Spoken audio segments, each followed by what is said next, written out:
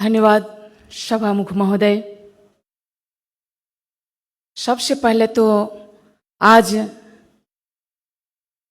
International छुआछूत व जातीय विभेद के उन्मूलन दिन के सुवर्ण अवसर पर आज 21 मार्च मैं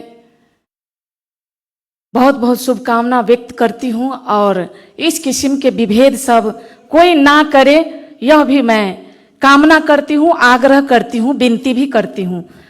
बहुत बहुत शुभकामना। आज मैं सबसे पहले हमारे सिरहा जिला के लाहन नगर पालिका, वैसे तो ये जो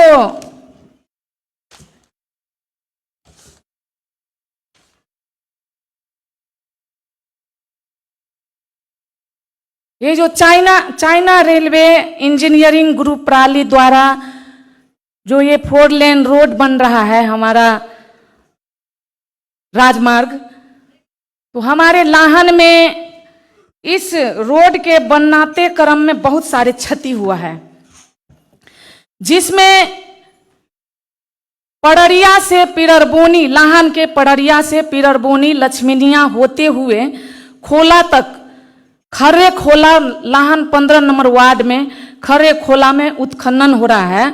तो एक ये 5 किलोमीटर का रोड हो गया, दूसरा ग्रामीण चौक, हाईवे से ग्रामीण चौक गुदगांव होते हुए खोला तक करीब 5 किलोमीटर का रोड ये भी है, ये भी ध्वस्त हो गया है।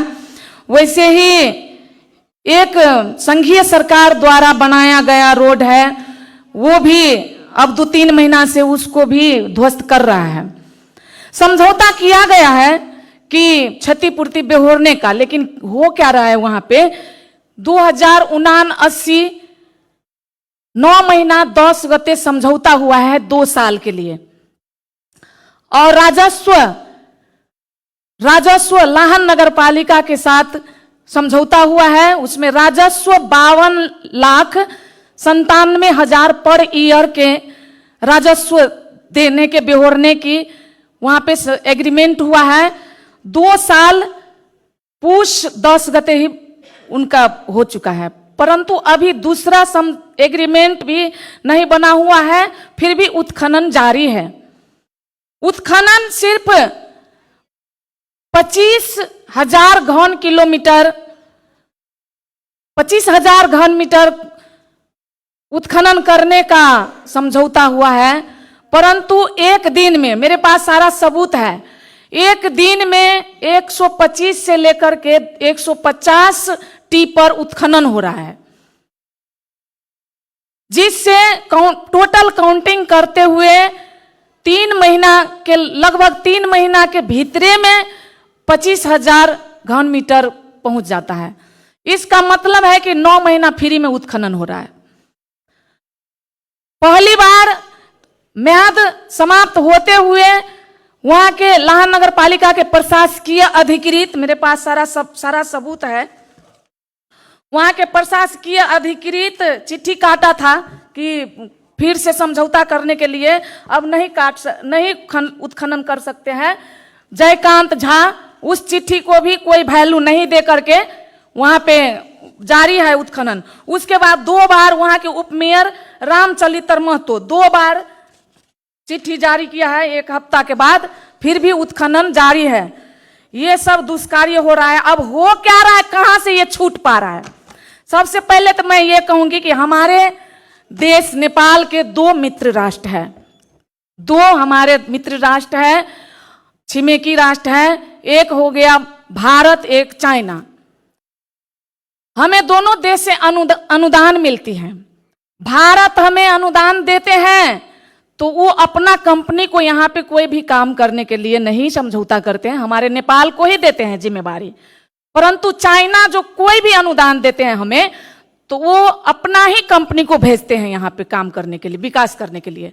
हम लोगों पर भरोसा नहीं करते हैं वो लोग, हम लोगों को नहीं देते हैं।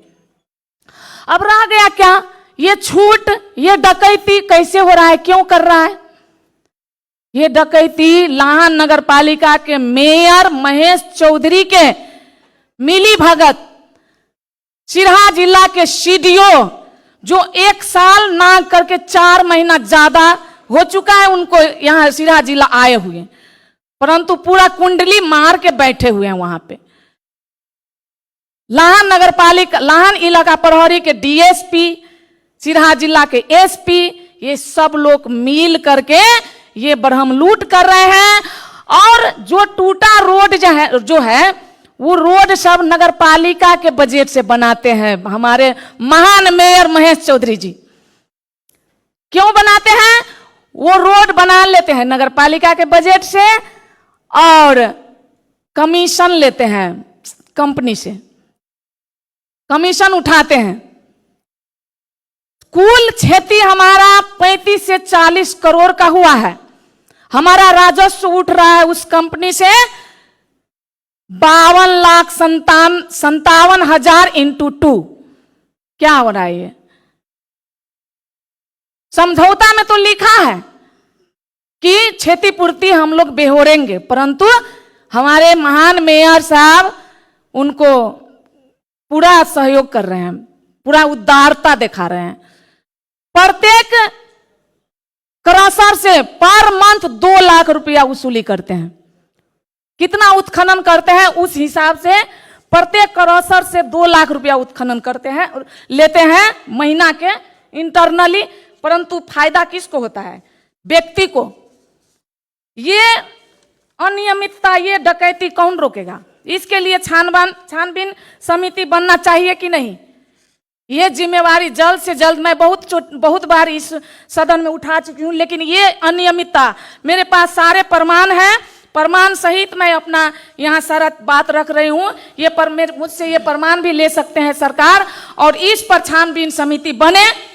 जबकि वहां पे कोई निमुखा सीधा साधा जनता एक ट्रैक्टर लेकर जाते हैं तो बेचारा ट्रैक्टर को पकड़ लेता है और उसको पकड़ करके 15,000 से कम नहीं लेते हैं उनसे। फोन भी देते हैं ड्राइवर को, ट्रैक्टर भी ले जा करके रख देते हैं। और वो चाइना कंपनी के, जो उस कंपनी के ये अनियमितता के कारण 2 बार हमारे उप मेयर रामचरित्र महतो अपना दम पर हिम्मत करके उन लोगों के गाड़ी को घेराव किया, उत्खनन रोका था, परंतु कोई परवाह नहीं करके उनको छोड़ दिया गया। 2-3 बार छोड़ दिया गया। अभी भी ये अनियमितता जारी है। हमारे मेयर साहब अपना टोली लेकर के देश विदेश घूमने में, मौज मस्ती में मग्न है। क्या इसीलिए जनता ये व्यवस्था लाए हैं और ये कुर्सी दिए हैं उनको? उन पर छानबीन नहीं होना चाहिए? उनको कार्रवाई नहीं होना चाहिए? जल्द से जल्द इस विषय को गंभीर रूप से ले। और दूसरा बात क्या है कि हर जगह ये अनियमितता जारी है हमारे मध्य प्रदेश में। वैसे तो गवर्नमेंट हमारे सरकार, केंद्रीय सरकार का भी साजिश है इसमें कि मध्य को कैसे मरुभूमि बनाया जाए, हम लोगों को कैसे पीड़ा पहुंचाया जाए। कुछ दिन पहले गोल बाजार नगरपालिका 1 बलदारा क्षेत्र में हो रहे उत्खनन के विषय में समाचार रिपोर्टिंग करने के लिए गए हुए 2 पत्रकार महासंघ के पूर्व पत्रकार महासंघ के जिला उपाध्यक्ष गणेश शाह और विक्रम महारा